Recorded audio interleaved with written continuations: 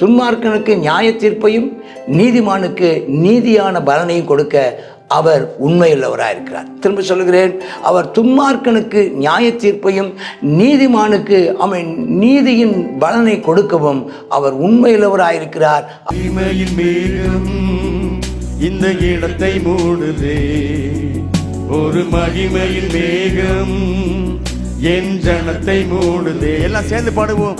ஒரு மகிமையின் மேகம் இந்த இடத்தை மூடுதே, ஒரு மகிமையின் மேகம் என் ஜனத்தை மூடுதே. விலகாத மேகம் நீ, முன் செல்லும் மேகம் நீ, விலகாத மேகம் நீ, முன் செல்லும் மேகம் நீ. ஆவியானவரே, அன்பின் ஆவியானவரே, வல்ல ஆவியானவரே, தெளிவின் ஆவியானவரே, மகிமையின் ஆவியானவரே, அன்பின் ஆவியானவரே, வல்ல ஆவியானவரே, தெளிவின் ஆவியானவரே. ஒரு மகிமையின் வேகம் இந்த இடத்தை மூடுதே, ஒரு மகிமையின் வேகம் என் ஜனத்தை மூடுதே. ஒரு மகிமையின் வேகம் இந்த இடத்தை மூடுதே, ஒரு மகிமையின் வேகம் என் ஜனத்தை மூடுதே.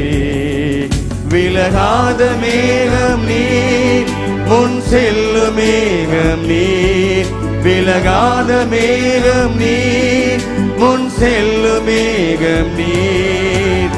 ஆவியானவரே, அன்பின் ஆவியானவரே, வல்ல ஆவியானவரே, தெளிவின் ஆவியானவரே, மகிமையின் ஆவியானவரே, அன்பின் ஆவியானவரே, வல்ல ஆவியானவரே, தெளிவின் ஆவியானவரே.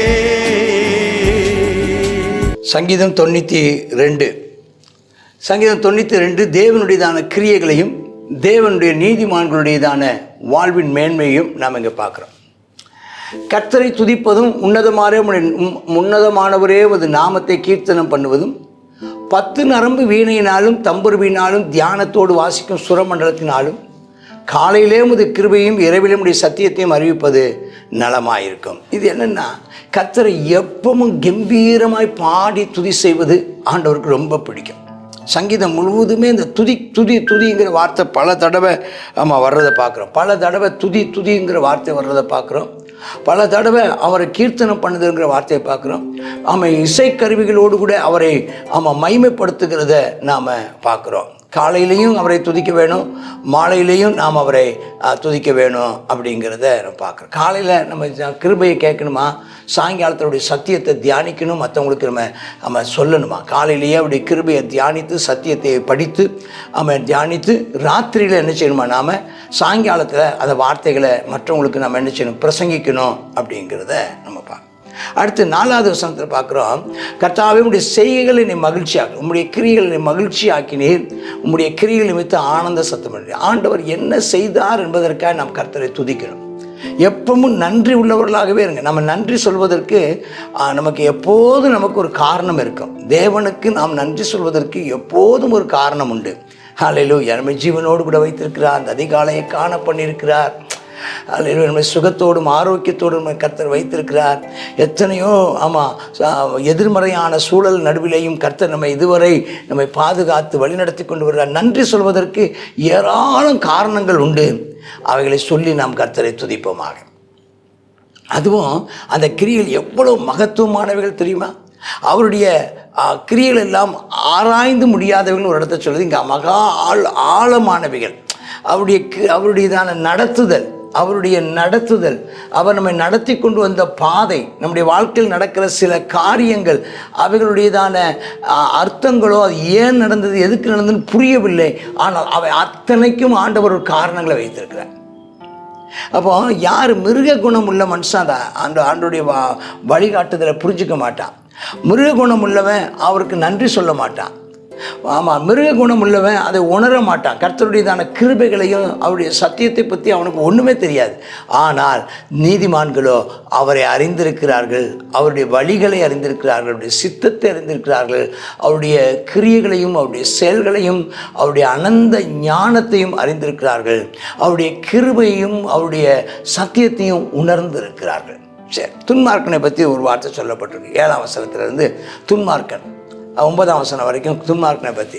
அவங்க புல்லை போல் வேகமாக வளருவாங்க, அவங்க ரொம்ப செழித்து இருப்பாங்க, ஆனால் சீக்கிரமாக அழிஞ்சு போயிடுவாங்க. ஆனால் நம்முடைய கர்த்தரை நம்பி இருக்கிறவர்களோ நிலையா என்றென்றைக்கும் உறுதியாக இருப்பாங்க. ஆமாம், சத்துருக்கள் அழிஞ்சு போயிடுவாங்க, அழிஞ்சே போயிடுவாங்க, சிதறண்டு போவாங்க. இதுதான் துன்மார்க்கனுடைய நிலைமை. ஆனால் நீதிமான்களை பொறுத்தவரையில்